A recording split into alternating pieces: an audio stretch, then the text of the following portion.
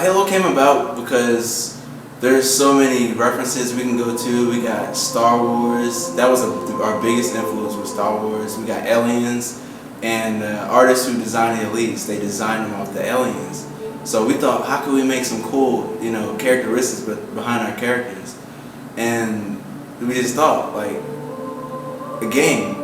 So then when we made the game, we had a hard time coming up with the name. Like, we went through so many ways of coming up with the name, and someone said, Halo.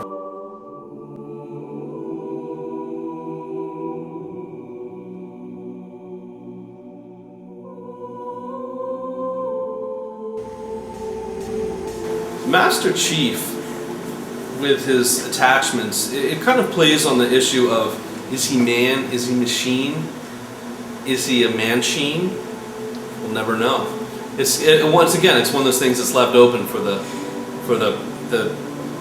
person playing to experience. I think there are some sensitive sides to him that we don't want to touch, and it is a game that kind of wraps you into the moment, the gameplay, and there's no room for tearjerkers in Halo. There's no tears in space. I think the reason Master Chief seems to be so cool is because how he takes down most of his enemies and say anything, he takes on like 50 people a day with easily 50 people with like a battle rifle with like 200 rounds, grenade, and kick-ass kind of attitude.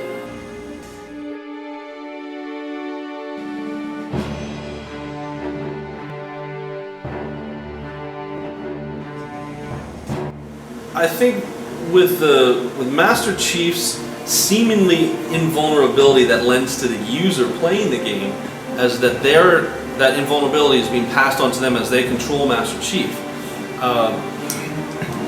I think one of the problems we've had, especially with the large cinematic battle sequences, is that the whining space marines around him drop so quickly, and yet Master Chief is so strong. What if there were more Master Chiefs?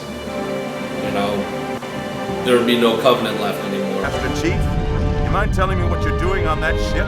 Sir, finishing this fight. Cortana is a computer program who was augmented inside the Master Chief's helmet. So whenever a Master Chief is sent on a mission, Cortana is always there as a guide. She's like a computer program who can hack into anything that she wants to. So when Master Chief needs to get into a door or he needs to, change passwords and stuff, Cortana is always there and opens everything up for him. Cortana is what makes everything possible for Master Chief. I'll detonate in Amberclad's reactor just like we did the Autos. No, I don't want to chance a remote detonation. I need to stay here. Halo's gone through several stages of development. It all started from early beta testing.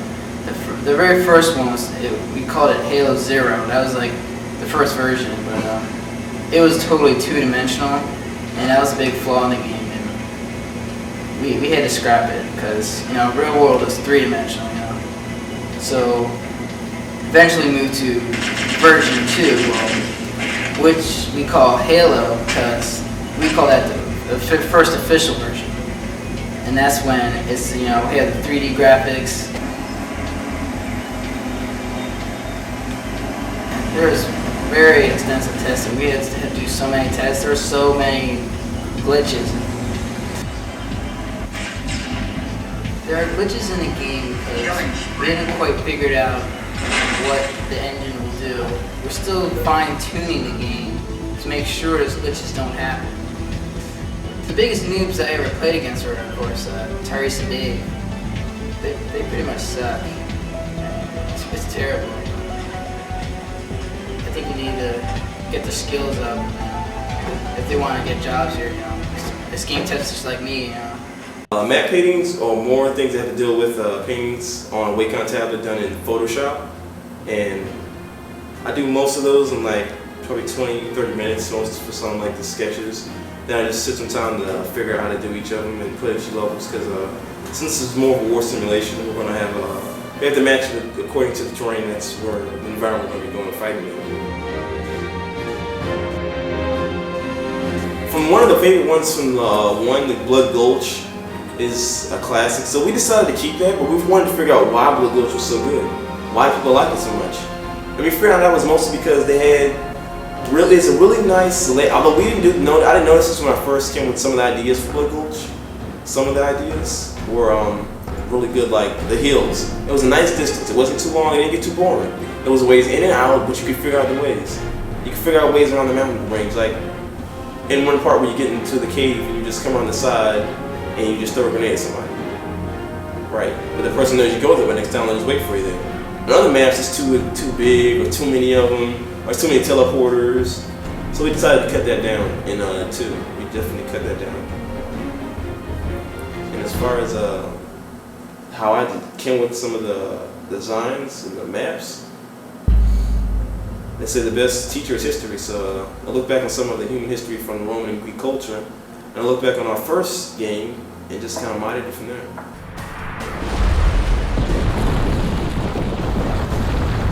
Basically wanted to take gamers into the reality of Halo, blurring the lines between real life and Halo itself.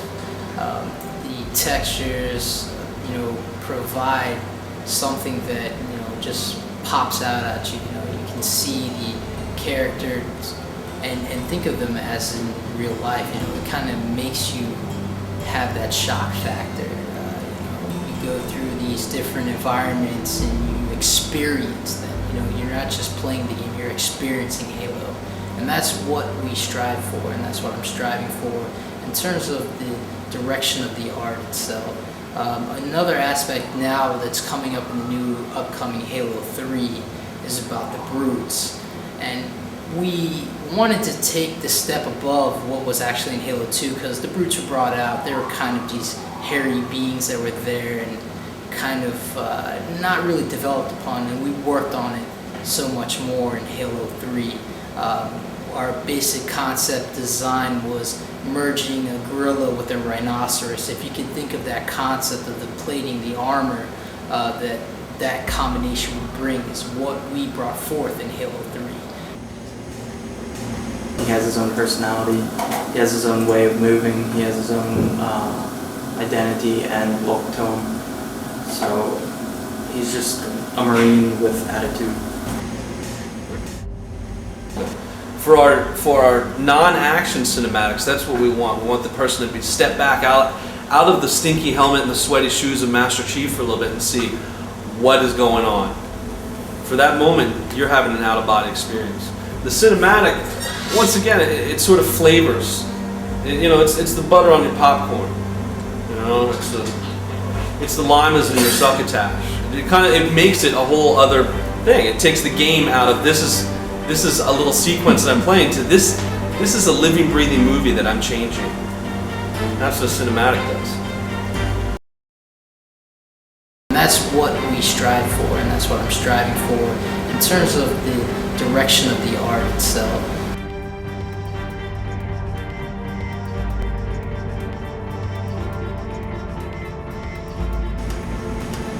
Basically wanted to take the aspects of all these games and hype them up to a point where we invite you into the reality of Halo, taking the technology and assimilating it to an environment that we take you into.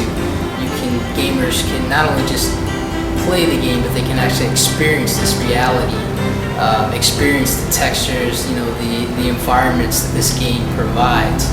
And basically take themselves out of their normal reality and come into Halo reality.